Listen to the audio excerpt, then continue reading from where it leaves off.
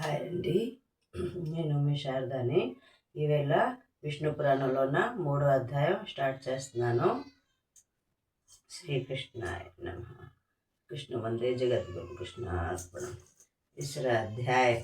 ब्रह्मा की आयु तथा काल का स्वरूप। श्री मैत्रेय जी ने कहा, जो निर्गुण परमात्मा अप्रमेय एवं निर्मल है, उन्हें सृष्टि का रचनाकार कैसे माना जाए। तब पराशर जी बोले, हे मुनि श्रेष्ठ मैत्रेय जी, जिस तरह समस्त भाव रूप पदार्थों को तर्क संगत रूप में मान लेते हैं, अग्नि में उष्णता गर्मी होना उसका सार्वभौमिक सत्य स्वभाव है, उसी तरह ब्रह्मा की रचना रूप शक्तियां स्वाभाविक है। अब जिस प्रकार नारायण नामक लोक पितामह ब्रह्मा की उत्पत्ति हुई और जिस तरह रचना में प्रवृत्ति होते हैं, वह सुनो।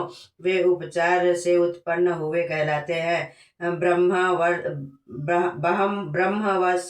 वर्ष के परिमाण हिसाब से ब्रह्मा की आयु 100 वर्ष बतलाई गई और इन 100 वर्ष को पर और उसके आधे को परार्ध कहा गया है।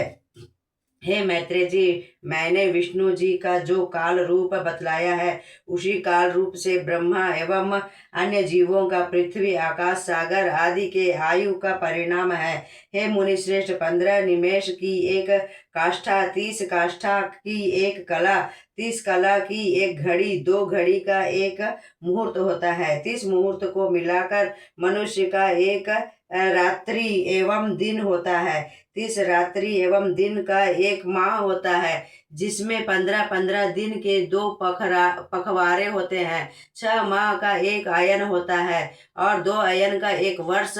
हे महामुनि, दक्षिणायन और उत्तरायण नामक 2 अयन है, जिसमें दक्षिणायन को देवताओं की रात्रि तथा उत्तरायण को दिन कहते हैं। देवताओं के परिमाण से बाहर 12,000 वर्षों के चारों युग होते हैं। उनके अलग अलग परिमाण हैं। पुरातत्व विद्वान चारों युगों के परिमाण को क्रमशः सतयुग, द्वापर, त्रेता, कलयुग, 4, 3, 2 और 1,000 दिव्य वर्ष बतलाए हैं। और प्रत्येक युग के पूर्व पहले उतने ही 100 वर्ष का संध्यायांश भी होता है। युग की समाप्ति का समय संध्यांश कहलाता है। संध्या और संध्यांश के मध्य जितना समय होता है, उसी को सतयुग, द्वापर, त्रेता और कलयुग जानना चाहिए। तृतीय अध्याय का बचा हुआ कल पढ़ूंगी मैं शारदा।